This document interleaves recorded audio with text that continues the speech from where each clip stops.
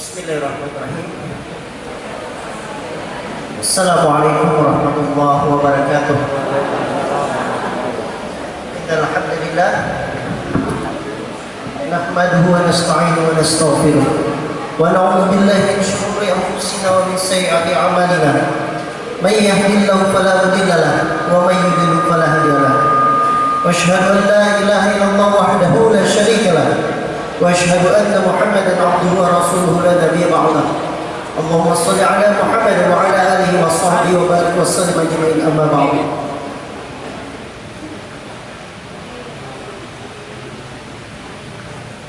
Pertama-tama syukur alhamdulillah pada hari ini kita dapat berkumpul bersama di sini dalam keadaan sehat walafiat, dalam keadaan sehat tanpa merasakan sakit apapun, dalam keadaan nyaman, dalam keadaan tidak memikirkan permasalahan yang ada di dalam diri kita.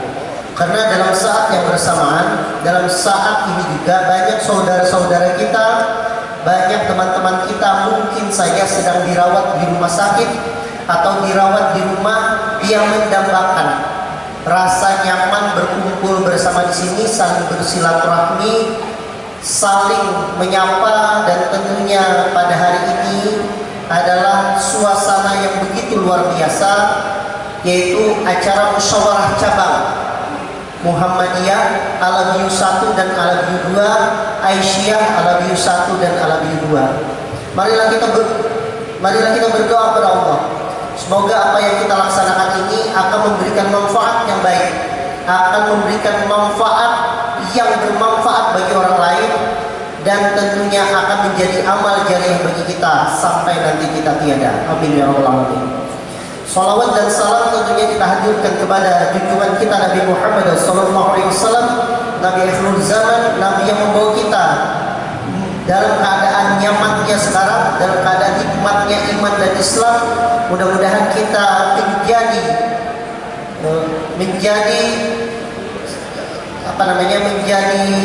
tetap mengikuti apa yang beliau perintahkan, dan di hari akhir nanti kita mendapat syafaat dari beliau dan kita masuk ke dalam surga dari Allah Subhanahu wa taala. Bapak Ibu sekalian yang dirahmati oleh Allah Subhanahu wa taala, saya ucapkan terima kasih kepada panitia dari pimpinan cabang Muhammadiyah dan Aisyah 1 dan 2 yang telah memberikan kesempatan kepada kami untuk sedikit berbagi tentang masalah apa yang ada di keilmuan saya.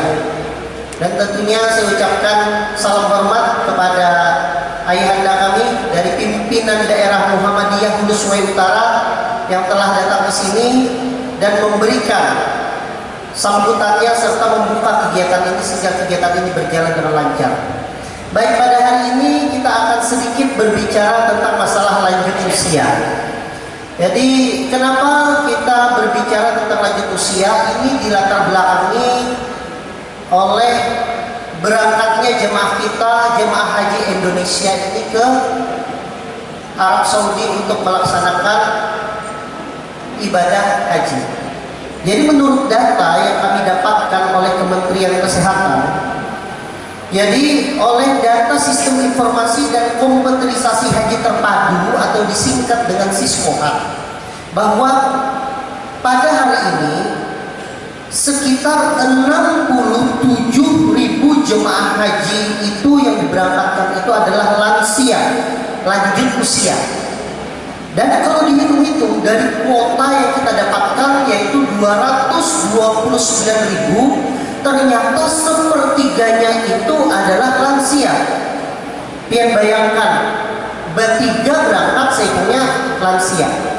Dan ini membuat Kementerian Agama dan Kementerian Kesehatan itu berpikir keras bagaimana supaya lansia berangkat itu berangkat dan balik lagi dengan sehat.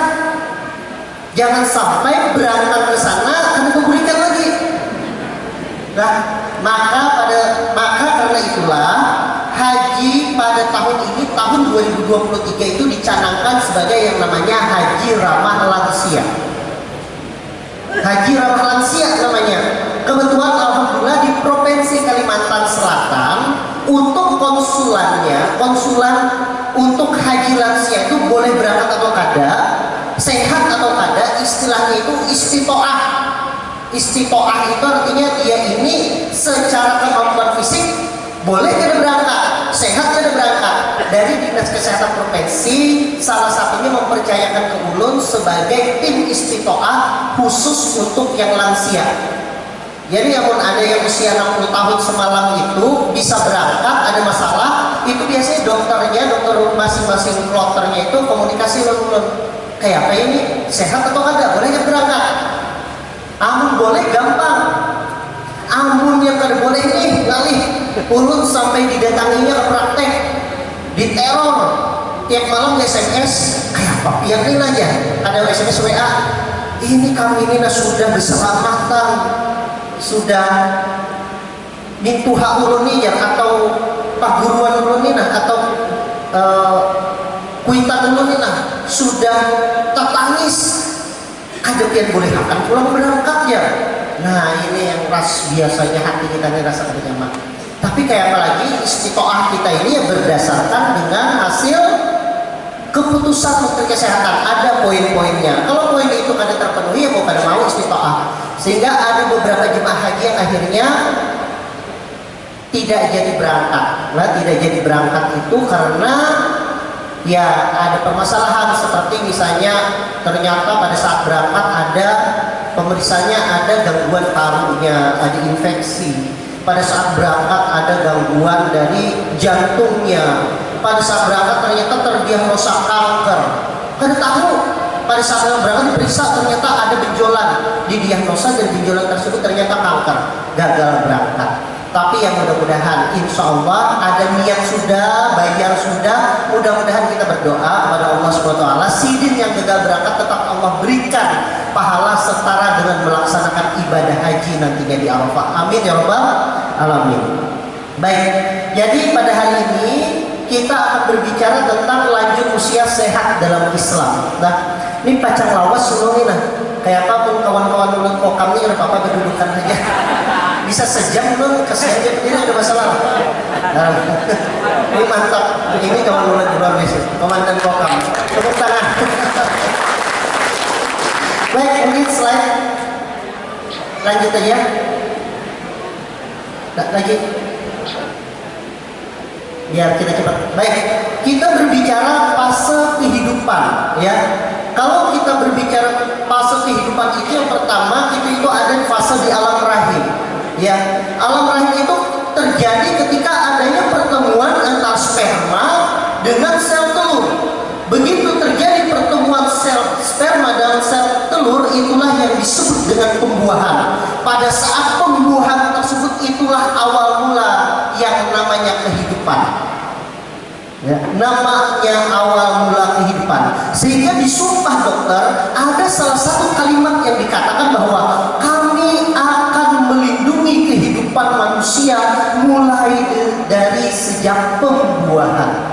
Maka daripada itu, karena adanya Sumpah Dokter di Indonesia itu belum legal yang namanya aborsi. Ya, walaupun hasil dari pemeriksaan dokternya itu dikatakan, wah ini nanti ada kelainan pada saat dilahirkan, tetapi diputuskan oleh Majelis Ulama Indonesia bahwa aborsi dengan alasan itu tidak dibenarkan oleh Islam di Indonesia. Sehingga daripada itu, dengan sumpah dari dokter bahwa melindungi kehidupan sejak dari masa pembuahan, maka ini adalah fase kehidupan manusia diawali di alam rahim itu dengan pembuahan. Pembuahannya itu di mana? Belum di rahim. Pertemuan antara, mohon maaf, sperma dengan sel telur itu namanya di tuba, di saluran. Saluran antara rahim dengan ovum. Ovum itu adalah hidung telur. Bertemu di sana. Begitu dia bertemu di sana, barulah yang namanya embrio tersebut masuk ke dalam rahim, kemudian dia menuju ke rahim, kemudian masuk ke dinding rahim. Maka pada saat itulah mulai proses untuk memberikan sari-sari makanan. Makanya dikatakan bahwa dia itu menggantung katanya. Menggantung itu karena dia itu di dinding rahim, dia itu menggantung di sana, seolah-olah tergantung. Bayangkan, kalau tergantung itu goncangan sedikit saja itu bisa jatuh, bisa gugur. Tapi karena rahim yang begitu kuatnya pada rahim seorang wanita,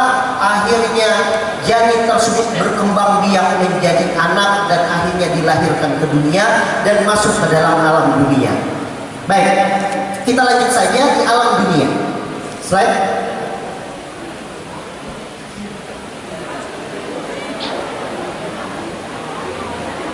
Nah, di alam dunia inilah ya baru kita masuk ke dalam tahapan-tahapan. Ada yang namanya masa anak, masa remaja, masa dewasa, dan masa lanjut usia yang akan kita bahas. Nah, kalau lanjut usia itu berapa usianya? Kalau menurut Bu Hantian, berapa? Di atas berapa? Di atas 60. Ada yang selain 60 adalah di atas berapa lansia? Menurut ya WHO atau Badan Organisasi Kesehatan Dunia, lansia itu adalah ketika seseorang mencapai usia 60 tahun. Dan ini ditegaskan oleh Kementerian Kesehatan bahwa yang namanya lansia itu adalah seseorang yang telah mencapai usia 60 tahun ke atas, itu disebut dengan lansia. Tetapi di beberapa negara, khususnya negara maju, lansia itu dinaikkan batasnya, yaitu 65 tahun. Jangan jauh-jauh dia melihat ke Eropa, jangan jauh-jauh dia melihat ke Jepang. Negara tetangga kita, yaitu yang namanya Singapura. Singapura itu adalah negara maju, sudah menerapkan yang namanya lansia itu 65 tahun. Kenapa lansia diterapkan 65 tahun? Karena angka harapan hidup mereka di sana sudah di atas 70 tahun. Kalau kita, angka harapan hidupnya masih 69 tahun. Dan diproyeksikan oleh Kementerian Kesehatan pada tahun 2035 angka harapan hidup nantinya adalah 71 tahun. Nah, di negara-negara maju lansia itu 65. Kalau kita 60. Kenapa? Karena kita itu di atas 60 tahun itu kadang aktivitas fisiknya sudah mulai turun. Berbeda dengan negara maju. Usia 62 tahun, usia 63 tahun masih gagah, masih laju berdirinya, masih laju berjalannya. Itu kalau negaranya negara maju. Karena apa? Karena teknologi kesehatan yang ada di sana itu baik. Sedangkan kita di sini dengan teknologi kesehatan yang masih berkembang, ternyata usia 60 itu masih menjadi batasan bahwa kita itu dikatakan lanjut usia. Nah, menurut dari Harlow dikatakan bahwa usia lanjut itu lebih cenderung pada hal-hal yang tidak menyenangkan, dan hal ini dapat berimbas pada aspek penurunan fisik dan psikis, sehingga sedikit orang usia lanjut, tidak sedikit orang usia lanjut yang menjadi cerewet atau bahkan serba salah. Jujurlah kira-kira. Jadi yang awalnya dahulu itulah waktu masih begawi, masih aktif di pelayanan, aktif di perkantoran, usia masih 50, orangnya baik-baik aja. Tapi habis pensiun, imbah pensiun, tiba-tiba menjadi cerewet, penyarikan. Lah, setelah penyarikan itu rancak merajuk. Itu adalah hal yang wajar pada lansia.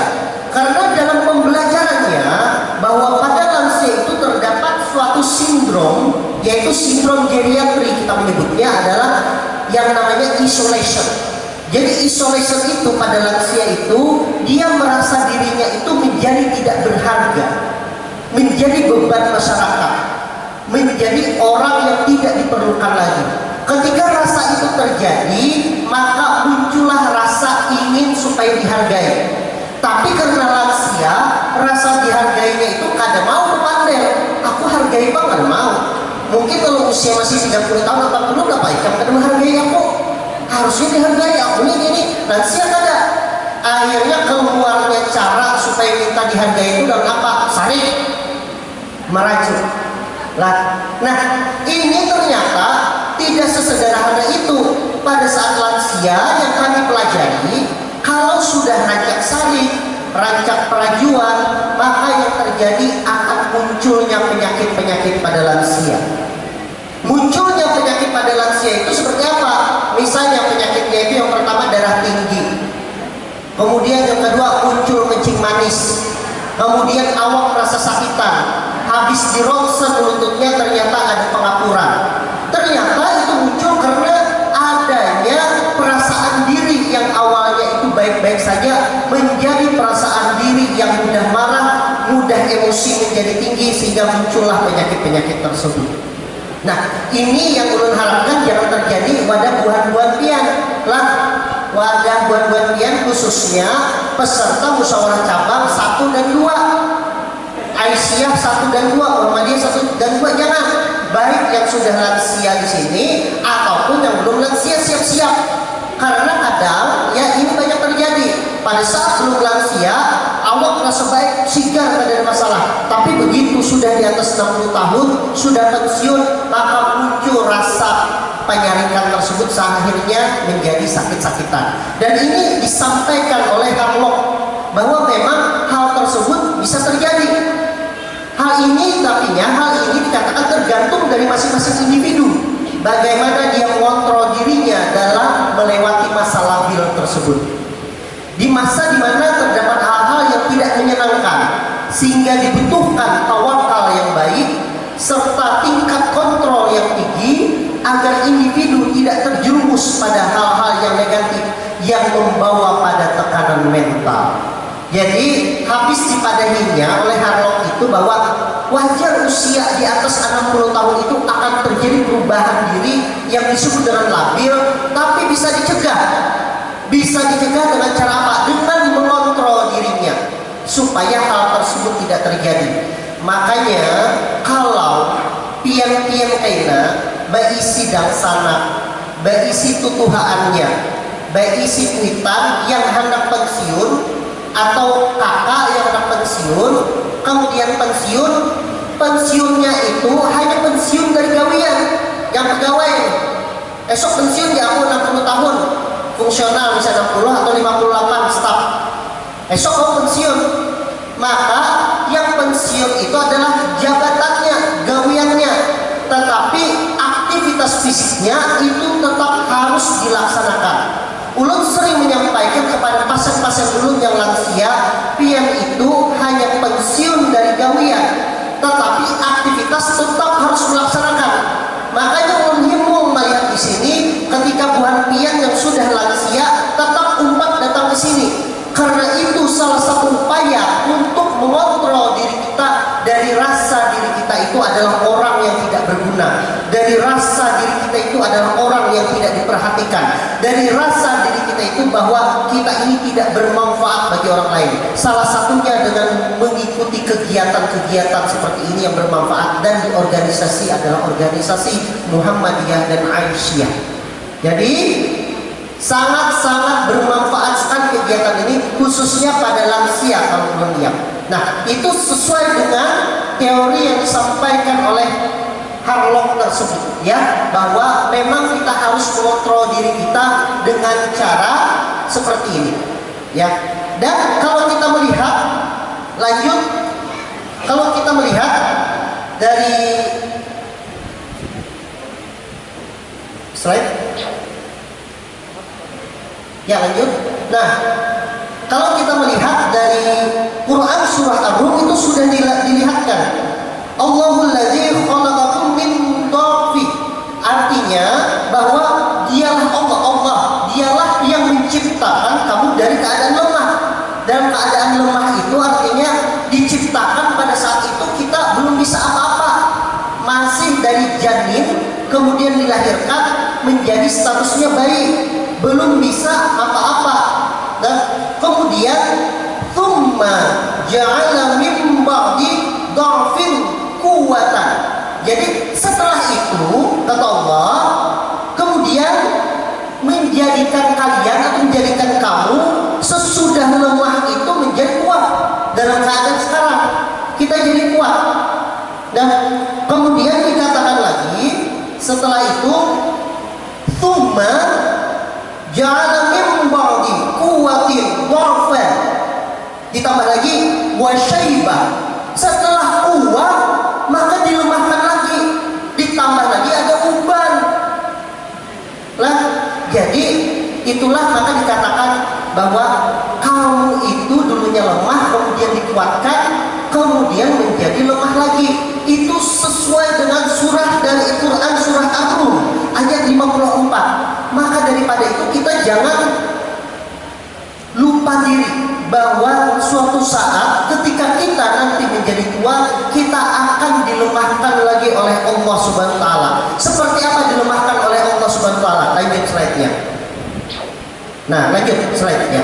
Kayak ini, bahwa ketika rambut telah memutih, langkah telah gontai, penglihatan telah kabur, pendengaran sayup-sayup, sampai kulit mulai keriput, kecantikan dan ketampanan wajah mulai memudar, berbagai penyakit akhirnya mulai datang menyapa. Itulah saatnya datang hari tua. Jadi kita bisa memperkirakan diri kita ini tua atau tidak. Kalau kita dulunya berjalan kayak ini berjalan dengan sehat apa ini langkah dengan sehat. Pas balik ini wujudlah pada saat sehat berjalan kita itu langkah kaki itu naik ke atas.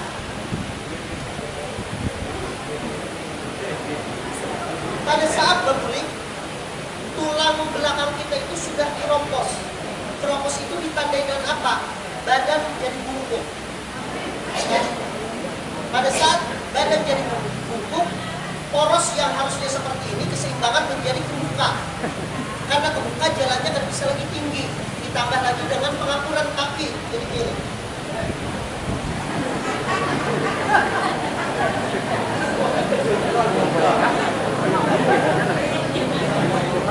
Pian, Anda melihat contoh yang jelas jalan seperti itu. Ini kan menghina lah, kan menghina. Lihat searching cara jalan Presiden Amerika Serikat sekarang, Joe Biden. Beliau terpilih sebagai Presiden Amerika Serikat ketika usia di atas 70 tahun. Dan beliau adalah presiden yang paling sering terjatuh karena jalannya seperti itu. Ya, ini adalah contoh adalah bagaimana usia menyebabkan badan kita menjadi lemah. Waktu anak dijagai belajar berjalan supaya jangan jatuh. Habis tua, habis lansia, maka menjagai juga supaya jangan jatuh. Ya, nah begitulah. Ketika langkah telah gontai, maka pada saat itulah datangnya hari tua. Apalagi pun putih, uban. Nah, jadi uban ini luar biasa. Ini adalah program dari Allah Subhanahu wa taala. Ketika saya berbicara dengan yang namanya dokter spesialis kulit mengatakan bahwa ternyata sel kita itu begitu kita lahir, bahkan begitu terjadi pembuahan, itu telah terkomputerisasi. Dikatakan bahwa katanya uban tersebut sudah ada perintah genetiknya akan muncul uban pada usia berapa. Jadi tidak akan mungkin kalau seandainya perintah di genetik itu muncul uban usia 40 tahun, tidak akan muncul uban pada usia 25. Banyaknya ubannya usia 25 munculan, berarti perintah genetiknya itu usianya 25. Dan ini menjadi pengingat bagi kita bahwa ketika kita sudah muncul uban, maka pada saat itulah bujur-bujur sudah kita. Bujur-bujur, tinggalkan hal-hal yang batil, tinggalkan hal-hal maksiat, kembali ke jalan Allah, laksanakan perintahnya. Mudah-mudahan dengan seperti itu, dengan peringatan dari Allah SWT seperti itu, kita akan akhir dengan baik, atau istilahnya adalah husnul khotimah, dan masuk ke dalam surga dari Allah Subhanahu wa taala. Amin ya rabbal alamin. Kita lanjut. Nah, sebenarnya Allah pun juga dalam surah Yasin ayat 68 itu telah menyatakan bahwa A'udzubillahi minasyaitonirrajim wa man nu'ammiru nunakkishu fil khalqi afala ya'qilun. Barang siapa yang kami panjangkan umurnya, niscaya kami kembalikan dia kepada kejadiannya, maka apakah mereka mereka tidak memikirkannya. Kalau kita melihat di sini, paham tidak kira-kira maksud dari Allah Subhanahu wa taala itu dengan yang namanya kami kembalikan dia kepada kejadiannya? Kira-kira apa itu maksud dari Allah Subhanahu wa taala? Atau apa itu kira-kira tafsirannya? Jadi menurut tafsir Al-Mukhtasar dari Markas Tafsir di Riyadh di bawah pengawasan Syekh Dr. Salih bin Abdullah bin Umair, bahwa mengatakan bahwa tafsir itu bahwa ketika manusia itu dipanjangkan umur oleh Allah SWT, maka dia akan dikembalikan lagi ke dalam masa yang lemah. Jadi kalau dikatakan apakah mereka tidak memikirkan hal tersebut, maka itu adalah suatu peringatan bahwa sebenarnya di alam ini bukanlah alam yang kekal atau bukan alam yang abadi, dan yang kekal itu adalah alam nantinya di akhirat. Maka daripada itu, dari surah ini orang berpikir bahwa kita ini tidak akan selamanya di dalam bumi, tidak selamanya hidup di sini. Maka yang duitnya banyak jangan selamanya disimpan duitnya tersebut, dibagi, ya, diberikan kepada lembaga zakat, infak dan sedekah Muhammadiyah Lazismu misalnya. Untuk apa? Untuk mengembangkan organisasi tersebut. Untuk misalnya apa? Membangun amal usaha Muhammadiyah, untuk membangun sekolah-sekolah, untuk membangun masjid agar yang awalnya tidak sempurna menjadi sempurna, dan ini akan menjadi amal jariah supaya nantinya pahala tetap mengalir walaupun sudah tiada, mengalir di dalam kubur. Dan ini yang akan menyebabkan seseorang menjadi tidak menyesal nantinya. Jadi kalau tina sugih, tina banyak duit, daripada ditabung di bank, mending dikembangkan, ditumbuhkan melalui amal, melalui sedekah. Makanya kalau kalian melihat itu, kalau tagline-nya Lazismu itu apa? Ada orang Lazismu lah di sini. Nah, Lazismu. Lazismu. Apa tagline-nya? Lazismu itu apa tagline-nya? Hah? Ya, memberi untuk negeri. Kemudian apa? Ada satu lagi. Kalau itu apa namanya? Tumbuh dan berkembang. Jadi prinsipnya itu kalau kita memberikan sedekah, maka yang kita berikan itu akan hilang, tapi yang kita berikan itu akan tumbuh dan akan berkembang. Boleh kita mengharap bahwa apa yang kita sedekahkan itu akan kembali kepada diri kita, hartanya berkali-kali lipat. Tetapi jangan lupa, apa yang kita sedekahkan itu nantinya akan menyebabkan diri kita mendapatkan pahala yang berlipat ganda. Bahkan kalau itu bermanfaat untuk orang lain, itu akan menjadi amal jariah bagi diri dia walaupun dia nantinya sudah tiada. Nah, kalau kita lihat di sini bahwa manusia itu tidak ada yang kekal dan abadi.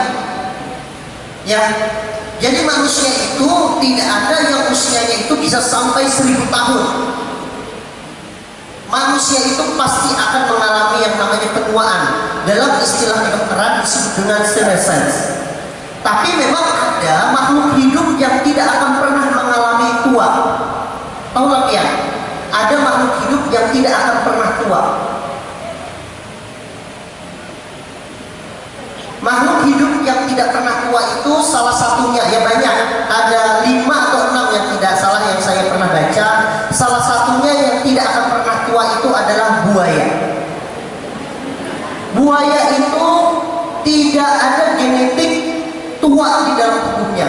Maka selama dia itu tidak akan sakit, tidak kekurangan makanan, buaya itu akan terus tumbuh membesar badannya.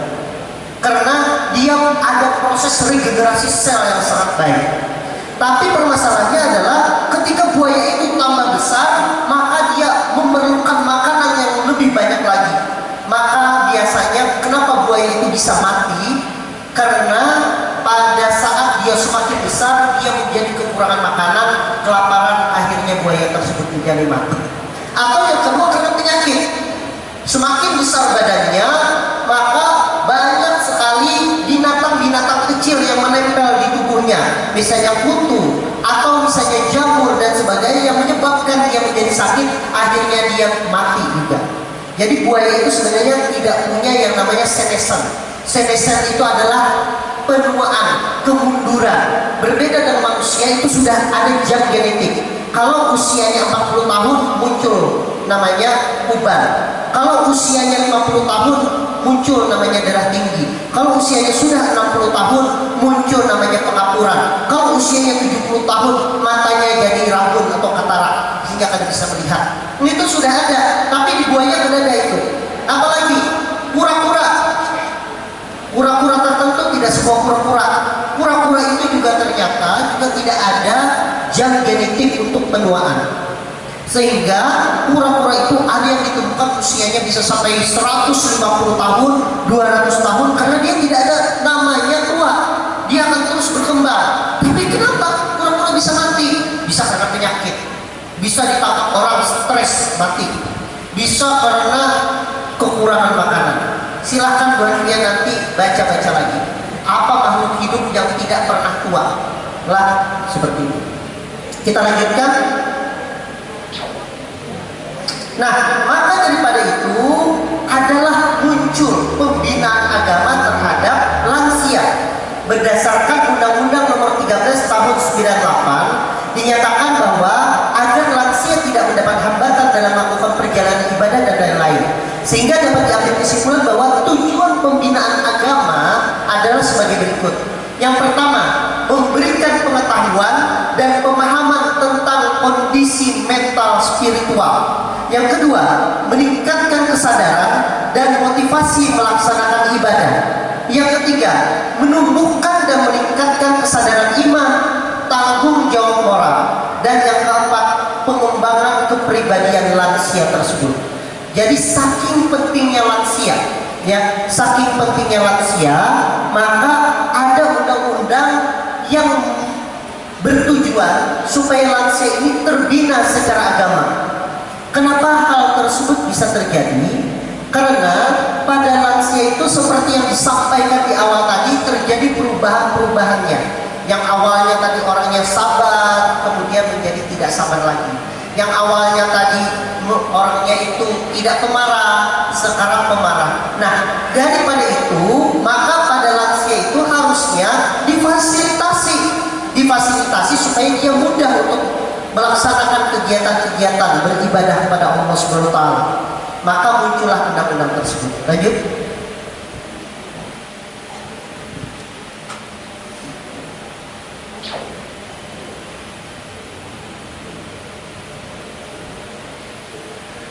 Hanya dengan agamalah manusia menjadi hidup teratur dan terkendali.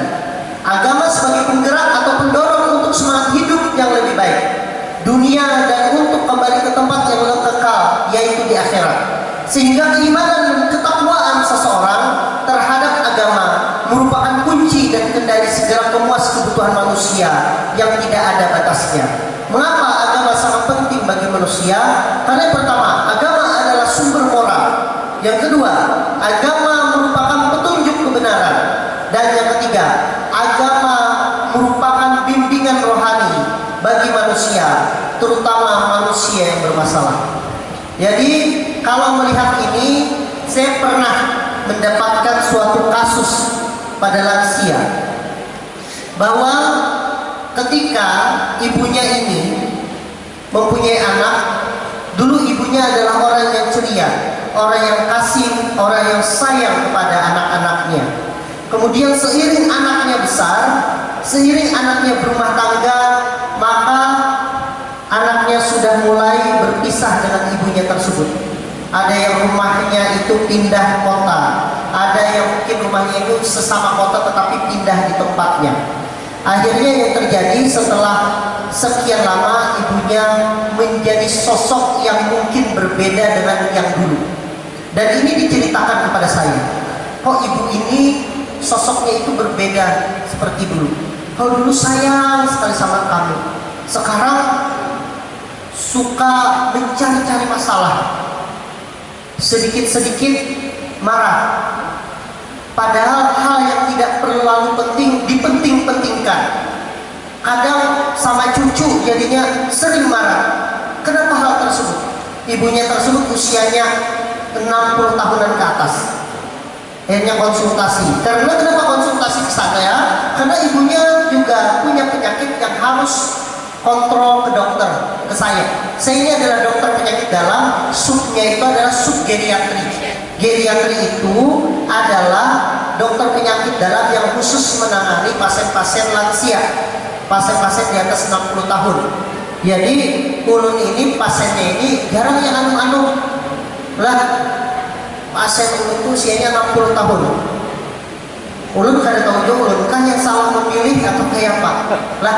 Amun kawan ulun yang subnya itu misalnya sub ginjal, subnya itu adalah sub jantung, atau subnya itu rematik, pasiennya usianya 30, 40 tahun, 50 tahun, obat itu datang apa keluhan pian ya bagus ya, dia teruskan obat.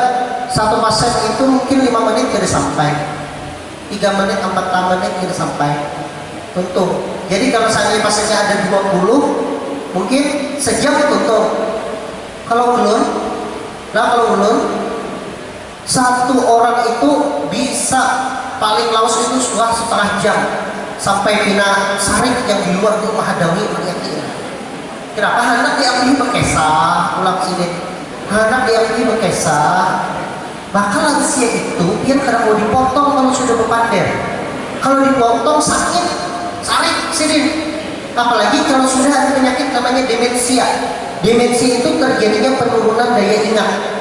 Ulun punya pengalaman kalau pasiennya itu demensia, penurunan daya ingat, si itu ketujuh obat tapi kadang-kadang ingat kita itu siapa. Bahkan ulun tuh sempat yang disambutnya anak. Tapi prinsipnya bagi dokter itu kan boleh membantah. Jadi pernah pasien itu demensia datang, kayak ini nak kayak kamu nak kalau apa kepada aja. Padahal jelas-jelas ulun dokternya tapi disambutnya anak. Pelajarannya bagi dokter lansia kan boleh membantah ucapannya. Kada boleh membantah, lah ini kan dokter dan anak yang sarik. Ya tidak, apalagi demensia. Karena demensia itu dia yakin dengan pandangannya, yakin dengan pendapatnya bahwa itu anak tebal. Jadi dia akan aja daripada bermasalah, oh ini apa gerak pian sakitnya, bakisahnya. Jadi membuat dia punya keluarga yang demensia, jangan dibantah, itu yang pertama. Demensia itu keyakinannya itu melebihi keyakinan kita. Misalnya sebagai contoh, demensia itu daya ingatnya kan turun. Nah, misalnya nih lah, ada beginian, lawan anak datang ke ulun kan kenal. Itu mengaku-ngaku beginian itu lawan anak tuh pian nijar laki ulun. Anaknya anak pian, kita ada kenal. Kayak rasanya diri kita sarik lah. Ya kayak mengaku-ngaku. Pada demensia kayak itu boy. Jadi demensianya bujur ingatnya bininya itu anaknya. Tapi ini bujur-bujur hilang daya ingatnya sehingga yakin itu orang lain. Itu kalau sudah parah namanya Alzheimer, kalau bahasa kita itu pikun. Itu keyakinan yang tidak bisa dibantah. Makin kita kasih makin sarik ingat. Oh, kalau sudah ingat ada paham, kan usah kasih gigit biar istirahat aja, biar hendak makan apa lah, biar hendak minum apa. Nah, dia silakan aja beri ya. Termasuk orang dengan Alzheimer itu tingkatan jenis dari demensia yang sudah mulai pikun, maka yang bisa ada ingat hanya untuk makan sejam lagi kepada kau takkan makan, aku hendak makan pulang. Jangan dibantah belum pada itu. Karena orang demensia dibantah maka dia akan ngamuk, dia akan marah-marah. Sediakan aja makan, dia akan merasa sendiri kalau kenyang kada hendak makan. Sediakan makanan. Nah, kembali tadi ke cerita tadi bahwa ibunya ini berubah. Lawan cucuk pindah kada tapi sayang, lawan kami sedikit-sedikit. Sarik apa ulun suruhai yang keluaran ulun pandai lawan sidik. Ternyata satu aja sidik itu merasa wayah ini kada disayangi lagi oleh anaknya. Yang dulu itu bersama dengan anaknya, yang dulu itu sering bercengkrama dengan anaknya. Sekarang sidik di rumah itu seorangan. Lakinya kan meninggal sudah. Padahal yang anaknya kami ini rutin bergantian datang tiap minggu mengilangi dan sebagainya. Ternyata ada itu kehendaknya itu adat arus yang mendatangi. Nah, kalau ada anak mendatangi paling ada di telepon yang kayak apa kabarnya hari ini dan sebagainya. Jadi kehendaknya itu orang tua ini jangan menjadi seperti formil setiap Sabtu Minggu, Sabtu Ahad datang. Habis itu Senin sampai Jumat tidak tahu tamu, itu dianggap kayak menjalankan schedule jadwalnya gak datang ke orang tua kayak itu. Tapi sebenarnya aku ini tetap kuitannya. Kalau ada apa-apa, tolong Pak, aku ini juga dimintai pendapat. Misalnya, jadi contoh, anak waktu itu masuk SMP, aku gak tahu sama sekali biar anak cucu itu masuk SMP ya. Harusnya balik lagi di telepon barang aku nih, nah anak masuk SMP, kira-kira SMP mana yang baik. Nah, kita kadang ada sadar hal kayak itu, karena kita merasa bahwa ya sudah itu kan hak kita. Ternyata ada orang yang menginginkan perhatian lebih terhadap dirinya tersebut. Nah, inilah mudah-mudahan menjadi pelajaran bagi kita bahwa salah satu sindroma atau salah satu hal yang sangat penting pada lansia, bahwa sindroma lansia tersebut salah satunya adalah isolation. Isolation itu adalah merasa dirinya itu menjadi tidak berharga lagi, merasa dirinya itu menjadi tidak diperhatikan lagi. Kalau itu terjadi, maka selanjutnya akan muncul namanya suatu penyakit yang disebut dengan depresi. Depresi itu adalah rasa diri itu bersalah. Jadi depresi itu gejalanya seperti apa? Gejala depresi itu yang pertama, badan menjadi lemah, badan menjadi lesu. Kemudian yang kedua, menyalahkan diri sendiri. Semuanya ini terjadi gara-gara diriku sendiri. Ya, kemudian yang ketiga, menjadi cepat lelah. Kemudian yang keempat, menjadi hilang minat. Yang dahulu ketujuh berkabut, dahulu ketujuh bebersih halaman, dahulu ketujuh memasak, wah ini menjadi tidak ada keinginan tersebut. Itu adalah salah satu tanda depresi. Kemudian kalau guring kayak apa? Depresi itu cepat tertidur, tetapi setelah terbangun dia sulit untuk tidur lagi. Itu depresi. Berlawanan dengan yang namanya cemas. Jadi penyakit jiwa, penyakit fisik itu ada dua, depresi dan cemas. Kalau depresi itu menyalahkan diri sendiri. Kalau orangnya cemas, menyalahkan orang lain. Lain aku, guru-guru ini atau nah, ini cemas, menyalahkan orang lain. Kalau depresi cenderung hendak cepat mati. Kalau cemas, takut mati. Makanya kalau ada orang, ibu kita, bapak kita atau keluarga kita datang ke dokter sini, ke dokter sana, pokoknya berobat terus, rasa ada yakin dengan obat ini, rasa ada yakin potensiku tinggi dan sebagainya, itu cemas namanya, lain depresi. Lah, kalau depresi rasa hendak cepat, aku ini ada berguna, baik aku ini mati aja, sudah, itu depresi. Tapi kalau coba Pak obat aku ini kenapa ya sakit mati terus, ke dokter sana, bro, ke dokter sana, kenapa aja kita ke dokter sana lagi, itu namanya cemas, lain obatnya. Lah, kalau depresi cepat tertidur, tapi habis tertidur bangun jam 1 malam, jam 2 malam, kan aku belum lagi sampai subuh. Kalau cemas sulit jatuh tidur sampai tengah malam, kadang kau guring, itu cemas. Lah, kalau depresi itu cenderung hipoaktif, berdiam aja, orang bina rame berdiam aja, itu depresi. Kalau cemas hiperaktif, logore, banyak bicara untuk menghilangkan kecemasan dia. Nah, orang geriatri itu, lansia itu paling sering itu adalah depresi. Kenapa depresi? Karena merasa diri menjadi tidak berguna, merasa diri menjadi tidak ada harganya lagi.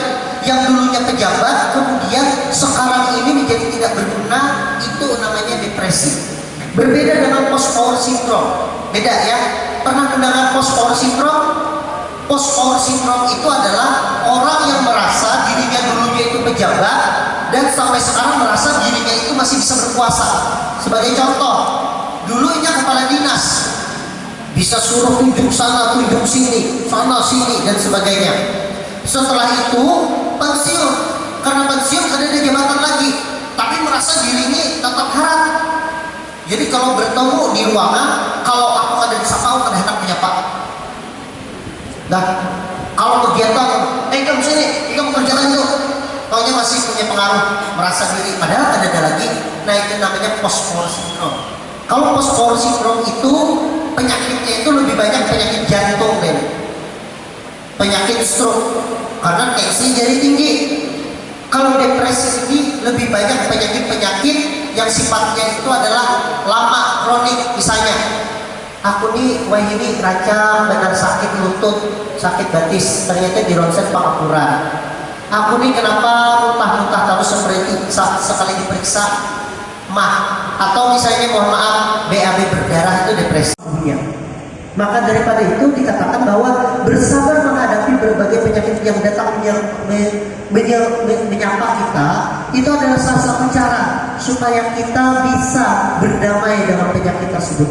Apalagi penyakitnya itu sudah end stage, misalnya terkena kanker stadium akhir lah, atau misalnya sudah kena pengapuran stadium 4 yang kada bisa diapa-apain lagi, kada bisa disuntik, kada bisa diobati. Salah satu caranya pengapuran lutut yang stadium 4 itu cuma operasi, diganti lututnya dalam lutut buatan manusia lah, atau yang punya penyakit mata katarak yang kada diobati akhirnya matanya menjadi buta misalnya.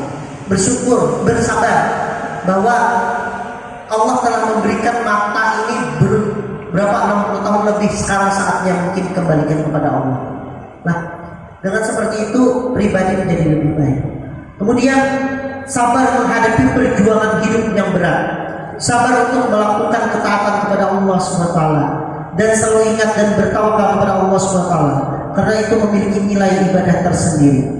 Nah, ulun yang poin nomor 3 itu sabar untuk melakukan ketaatan kepada Allah SWT itu, ulun teringat pasien ulun yang punya penyakit pengapuran tulang belakang.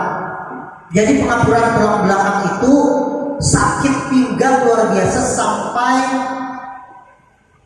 menjalar ke kaki. Batis itu rasa kesemutan karena pinggangnya tersebut terjadi pengapuran. Tapi dia bersabar dengan cobaan itu dan tetap melaksanakan ketaatan kepada Allah SWT.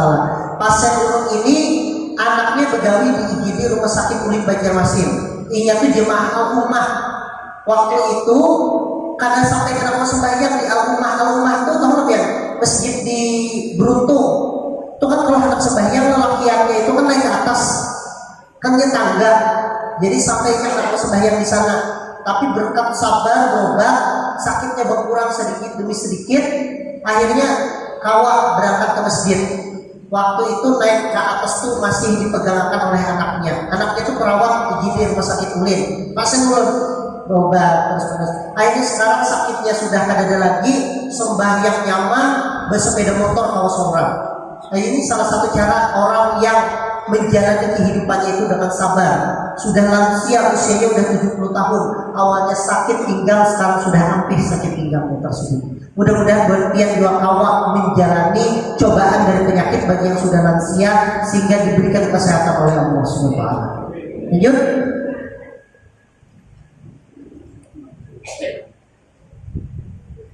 Baik, saya sampaikan mutiara indah bagi lansia. Umur panjang adalah karunia yang diberikan oleh Allah Subhanahu wa taala kepada kita agar kita memiliki kesempatan untuk introspeksi diri, merenung kesalahan masa lalu, kemudian bertobat kepada Allah agar Allah Subhanahu wa taala mengampuni semua dosa dan kesalahan yang telah kita lakukan pada masa lalu.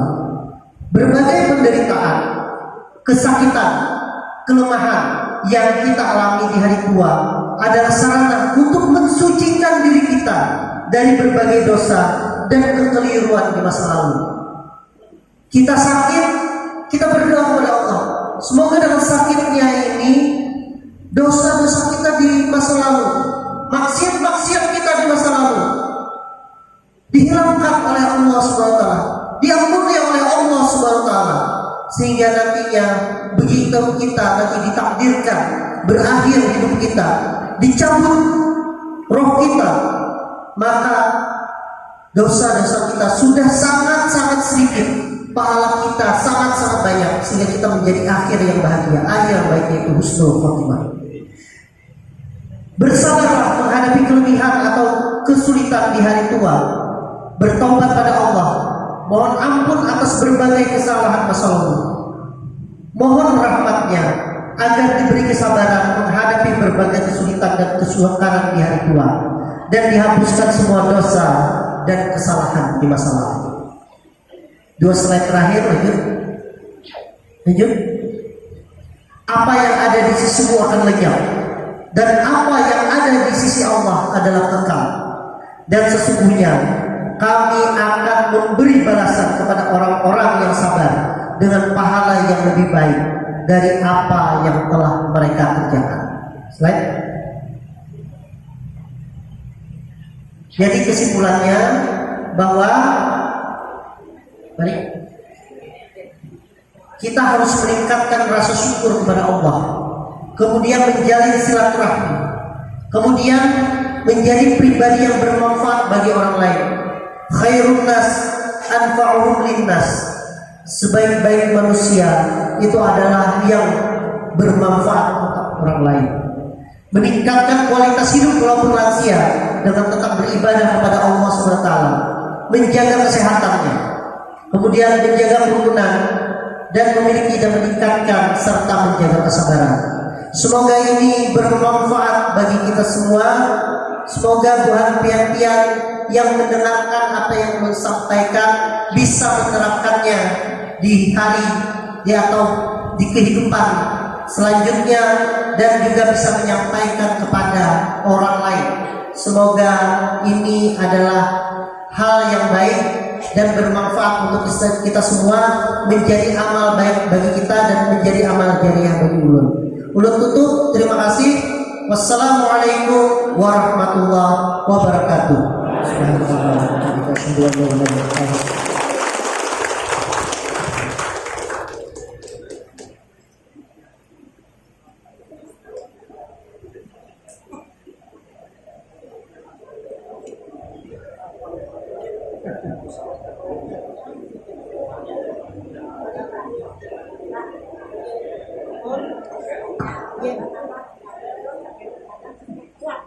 Alhamdulillah, nanti yang baca Quran karena berarti pian pasti membaca Qurannya baik, aktivitasnya tetap baik.